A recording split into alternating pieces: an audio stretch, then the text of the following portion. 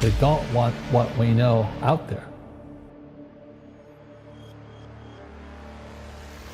You'll never get this on CNBC. Poverty hurts, and I don't like that our academic system's so corrupt. You know, we know the banking system's corrupt, but our school system will never tell us that because they're part of the process. Fake money, fake teachers, fake assets. I know the game of the rich. My rich dad taught me. You know it because you're the banker. The bankers and the rich play is different than what they teach you in school. All over the world, what does school teach you about money? And the answer is nothing. And that's not a mistake. That's not an accident. I knew that. Most people know that. The way to keep the poor and middle class working hard is never teach them what the rich know. So if you read Rich Dad, Poor Dad, which came out in 1997, it's what the rich teach their kids about money, the poor and middle class do not. Poverty hurts. I mean, I don't like it. And I don't like that our academic system's so corrupt. You know, we know the banking system's corrupt. We know politics is corrupt, but academics is just as corrupt. I mean, one thing if it's the banking and the politics, but this is where we send our children and we trust them to do the right things for them, and yet they're being not taught something so fundamental. Like you asked your dad when you were a kid, Dad, you asked your teacher, when are you going to teach us about money? And it was just never. Well, never. And they'll never will. You know something. What do you know? Share it. What is financial education? It's not get a job, work hard, save money, and invest in a well-diversified portfolio of stocks, bonds, mutual funds, and ETFs. The financial industry is two things, debt and taxes. In 1971, Nixon took the dollar off the gold standard, and the US dollar became debt. And we still tell kids to go to school, get a job, work hard, save money, and get out of debt. Now, who tells them to do that? That's the most ridiculous thing there is. The book starts and it says, lie number 1, saving money will make you rich. Yeah, it never will. You know that. All taught that as kids. Why would you save it and why would you work for it if they can print it faster than you can work for it? Why do you keep saving when they're printing it? The rich don't work for money. Don't you touch that stuff. It's very subtle, right? Yep. They don't say, I'm going to train you to be a worker bee the rest of your life, but they educate you in a way where that's what you come out. Right. What else was what was he trying to do those first few months were you working for him? What was he trying to get across to you? Because he taught you the hard way about money. And she says, if you're going to be successful in your life, you've got to find the best teachers. And a great teacher is somebody who comes from the inside, not the outside. But in school, you don't know if your instructor is for real or not. That's where the fake teacher comes from. I said, I want you to teach me about money. So why should I teach you? He says, but if I teach you, you work for me for free. And I said, why for free? And my poor dad went nuts. He says, because if I pay you, you think like an employee. Your brain will change. If you learn never to work for money, you'll be a rich man. And this is powerful. Once you give someone a paycheck, their brain turns off. Correct. Because it's... And then the promise of a pension. Right. And job security. Which is kind of a paycheck in disguise. Correct. After you stop working. Give the man a fish, eats for the day, teach him to fish, eats for a lifetime.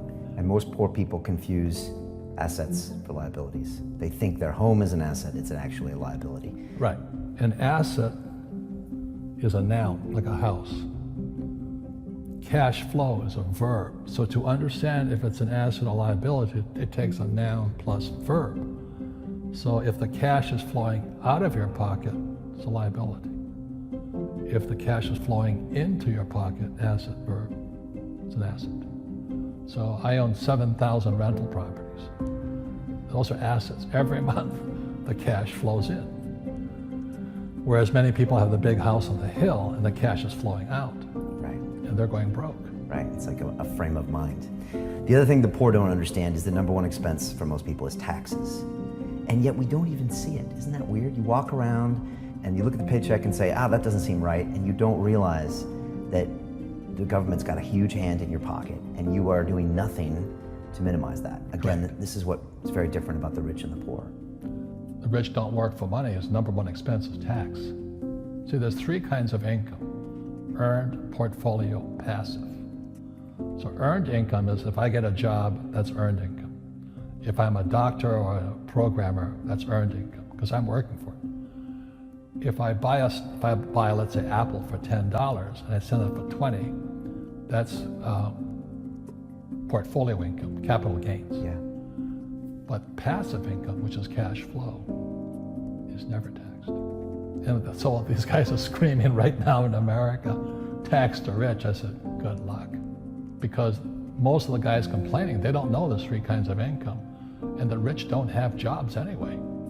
They have assets. And so the average schmo out there, poor guy, sent the kid to school, they don't learn this. You see, very few people will buy what I do, make $1 million and pay zero tax. And my rich dad taught me that playing Monopoly. That's how it started, 4 greenhouses, 1 red hotel. Or the McDonald's formula, I write about it here. McDonald's, Ray Kroc. Yeah. McDonald's is in the real estate business. So they sell hamburgers, but they buy real estate, so they pay no taxes. This guy Bezos, he's $16 billion. How much tax did they pay on that $16 billion? Zero. And that's all legal. Anyone can do it. Everybody can do it. But most people lack the education. So once you learn how to use debt as money, you can never say, I can't afford it. You see, because the banks will give you, so the banks, after the crash of 2008, the banks gave me $300 million tax-free. When I asked the average guy, I said, why don't you use debt? They can't even get a loan because their scores, their FICO scores, I don't know if you have them here, are so bad. The school teachers will never tell you that because they don't know it. My poor dad never knew that. You don't know if something is an asset or a liability until you can say which way the cash flows.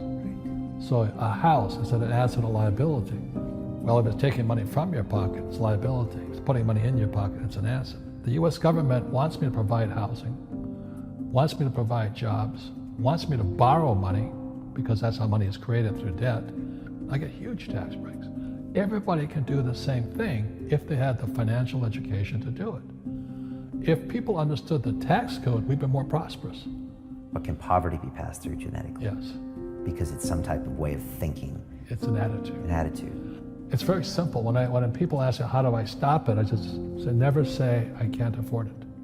Ask yourself, how can I? The reason I have so much money is because I don't say I can't do it. I just go, how can I do it? And I just go and do it.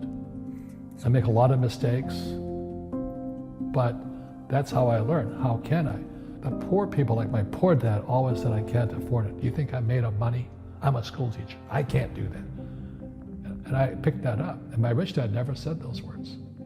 So when I meet poor people, they use the words I can't a lot. So the people that say, I can't afford it, I can't do this, I can't get to college, the rich are evil, I choose not to participate in that.